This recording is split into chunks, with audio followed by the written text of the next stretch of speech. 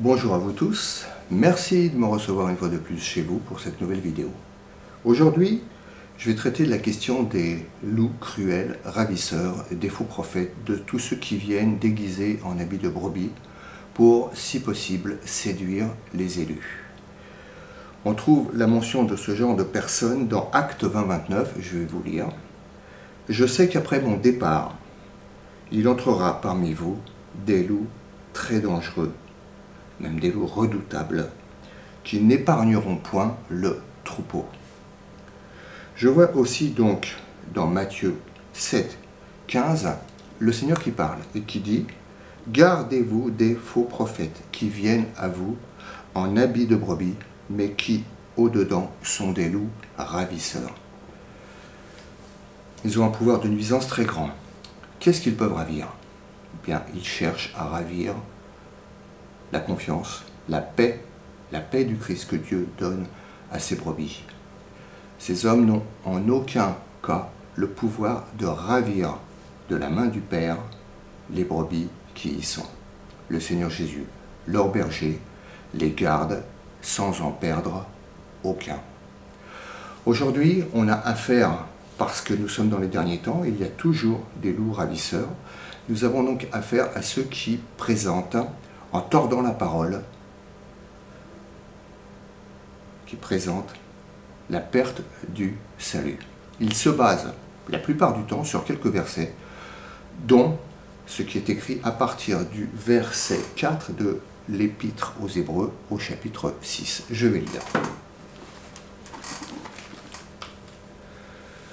Car il est impossible que ceux qui ont été une fois éclairés et qui ont goûté du don céleste et qui sont devenus participants de l'Esprit Saint et qui ont goûté la bonne parole de Dieu et les miracles du siècle à venir et qui sont tombés, soient renouvelés encore à la repentance, crucifiant pour eux-mêmes le Fils de Dieu et l'exposant à l'opprobre. Car la terre qui boit la pluie qui vient souvent sur elle et qui produit des herbes utiles pour ceux pour qui elle est aussi labourée, reçoit de Dieu de la bénédiction. Mais si elle porte des épines et des chardons, elle est réprouvée et près de la malédiction, et sa fin est d'être brûlée. J'ai moi-même, dans ma jeunesse, été troublé par ces passages-là. Alors, voici comment les interpréter correctement, et cela en rapport avec le verset suivant, que les loups ravisseurs oublient, et que j'aurai l'occasion de lire plus tard. Ceux qui ont été une fois éclairés, ça veut dire qu'ils ont été mis au contact de la lumière.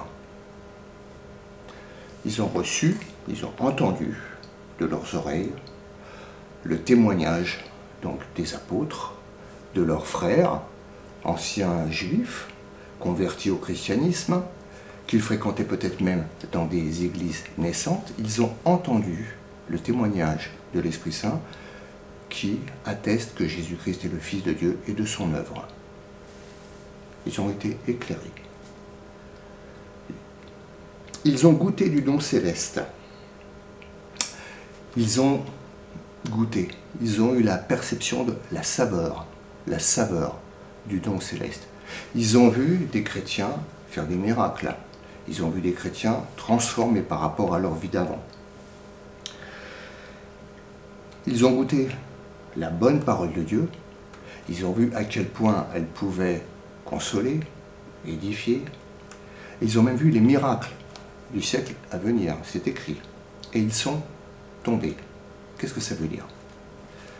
Ça veut dire que ce sont des personnes qui sont sorties du judaïsme, qui ont été au contact du christianisme, qui pour un temps se sont même adjoints avec tous leurs co-religionnaires d'avant, tous ces juifs qui sont devenus des chrétiens, pour finalement retourner en arrière. C'est-à-dire revenir dans le judaïsme, c'est-à-dire renier le sacrifice du Christ. Et à partir du moment où ils renient pour eux-mêmes le sacrifice, il n'y a plus de sacrifice possible pour eux. Ils n'en veulent pas. Et comme c'est le seul moyen d'être sauvé que de mettre sa confiance dans l'œuvre du Christ à la croix, ces hommes-là n'ont plus qu'à attendre le jugement. Ce ne sont pas les croyants. Pourquoi? Parce que, à la suite des versets que j'ai lus, il y a le verset 9 que je vais lire. Mais nous sommes persuadés. Persuadés, ce n'est pas n'importe quel mot. C'est un mot qui est couché dans la Bible. La Bible est une écriture inspirée par l'Esprit Saint. Ce mot, donc, est bien écrit selon ce qu'il veut strictement dire. C'est pas lorsqu'on dit « Tiens, je suis persuadé que tu vas réussir ton examen », comme une sorte de vœu pieux. Non. Là, persuadé, ça rejoint ce qui est écrit dans Hébreux 1, que la foi, c'est la conviction des choses qu'on ne voit pas, et l'espérance, la persuasion, la conviction, la persuasion des choses qu'on ne voit pas. Donc, je relis. Nous sommes persuadés en ce qui vous concerne, bien-aimés. En ce qui vous concerne, vous, bien-aimés. C'est-à-dire que dès là, nous voyons qu'il y a une différence entre les bien-aimés et ceux qui seront réprouvés. Nous sommes persuadés, en ce qui vous concerne, bien-aimés, de choses meilleures et qui tiennent au salut, à votre salut. Quoique nous parlions ainsi, c'est-à-dire malgré tout ce que nous avons dit de terrible concernant les gens qui sont tombés après avoir été conscients de tout ce qu'a pu manifester la foi dans le Christ, dans les nouveaux convertis. Nous sommes persuadés. Ainsi, moi je n'ai jamais vu des personnes mentionner ces versets pour dire qu'on peut perdre le salut et mentionner aussi le verset 9. C'est en cela que ces hommes sont des loups, parce que c'est intentionnel. C'est-à-dire que l'Écriture, ils la tordent à bon escient, si on peut s'exprimer comme ça, parce qu'ils ignorent volontairement le verset 9 qui permet de comprendre, de faire matcher en quelque sorte ce qui est écrit avant avec le fait qu'on ne peut pas perdre le salut. Voilà. J'espère que de la même manière, vous avez compris que seul l'examen méticuleux, précis de l'Écriture peut permettre de démasquer les erreurs propagées par ces loups redoutables. Voilà.